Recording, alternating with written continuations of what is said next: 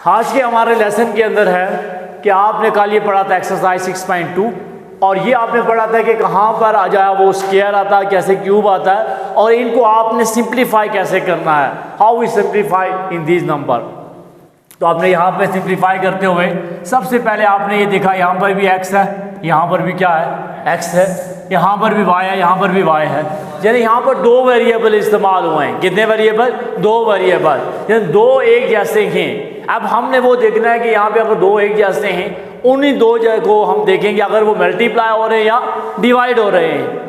अगर मल्टीप्लाई हो रहे हैं तो उनकी पावरों को जमा कर देंगे और अगर वो डिवाइड हो रहे हैं तो उनकी पावरों को हम क्या कर देंगे? माइनस कर देंगे। अब यहाँ पर ये देखें, सबसे पहले तो हमारे पास ये जो दिया गया है ये 3, ये 3 क्या है? इसका भी ये 3 है, ये 3 इसका भी है, ये 3 इसका भी है, इन सब का है। तो अब हम जो है वो इन सब का भी लिख सकते हैं। सबसे पहले हम लिखते हैं माइनस x की पावर 4, ये 3 जो है इसका भी है तो इसके ऊपर भी लिख लेते हैं 3, माइनस y की पावर 5 तो ये इसके ऊपर भी 3 है, और एक्स स्क्वायर इसका भी इसके ऊपर भी 3 है और y की पावर 3 का भी क्या है? 3। यानी ये जो 3 लिखा गया था इसका माना ये था कि ये 3 इन सब का है, ये अकेले का नहीं, ये इसका भी है, इसका भी है, इसका भी है, जितने भी नंबर हैं ऑल नंबर्स का है। अब आपने पावर टू पावर लिखा था, पढ़ा था रूल कि अगर ये पावर टू पावर हो तो हम इसको क्या करेंगे? मल्टीप्लाई करेंगे। जैसे माइनस एक्स 4 3 12 माइनस y 5 3 15 और x 2 3 6, y लिखा 3 3 9। अब आपके लिए सारा आसान हो गया। माइनस को माइनस से मल्टीप्लाई करें तो क्या आ जाता है? माइनस माइनस प्लस, हमारे पास क्या रह गया? x की पावर 12, y की पावर 15 और x की पावर 6 और y की पावर 9। अभी थोड़ी देर पहले हमने ये सवाल किया था, यही सवाल था। अब देखिए x एक जैसे हैं, डिवाइड हो रहे हैं तो हमने क्या करना है? इनकी पावरों को माइनस कर देना है। देखिए x की पावर 12 माइनस 6, y की पावर 15 माइनस 9, x बराबर 12 में से 6 निकालेंगे 6, y में से 15 9 निकालेंगे तो क्या आ जाता है? 6। हल मुश्किल है।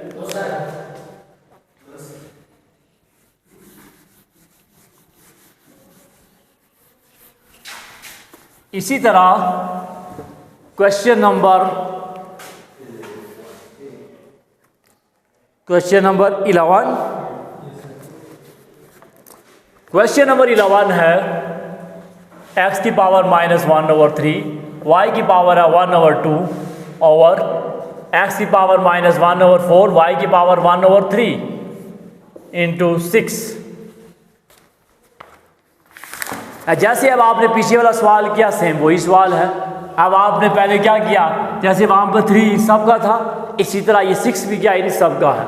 आपने लिखा x की पावर -1/3 की पावर 6, y की पावर 1/2 इंटू 6 और x की पावर -1/4 इंटू 6 और y की पावर 1/3 इंटू 6।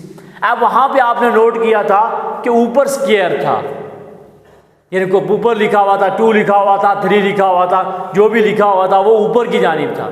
अब यहाँ पर क्या 1/3 है, इसका मान है कि ये आपस में क्या हो रहे हैं? ये 6 या ऊपर की जानिब और 3 नीचे है।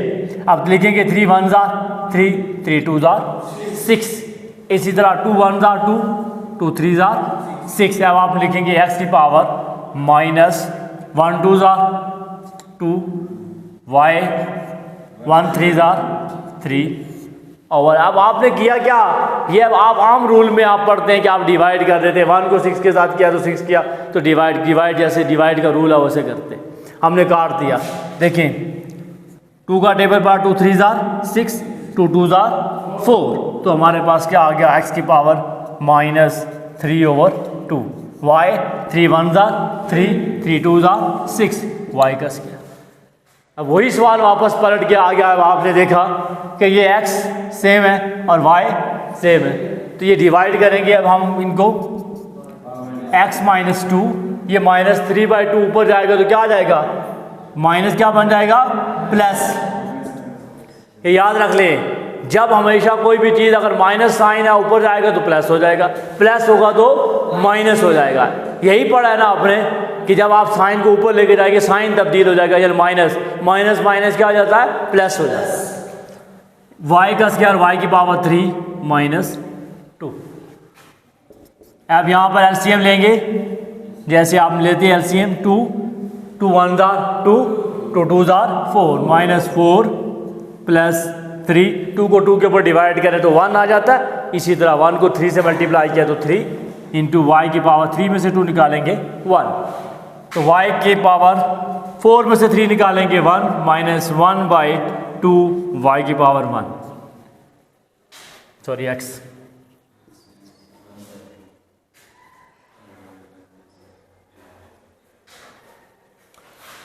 और आप समझ रहे हैं कोई सवाल मुश्किल हो इसमें से तो पूछ सकते हैं।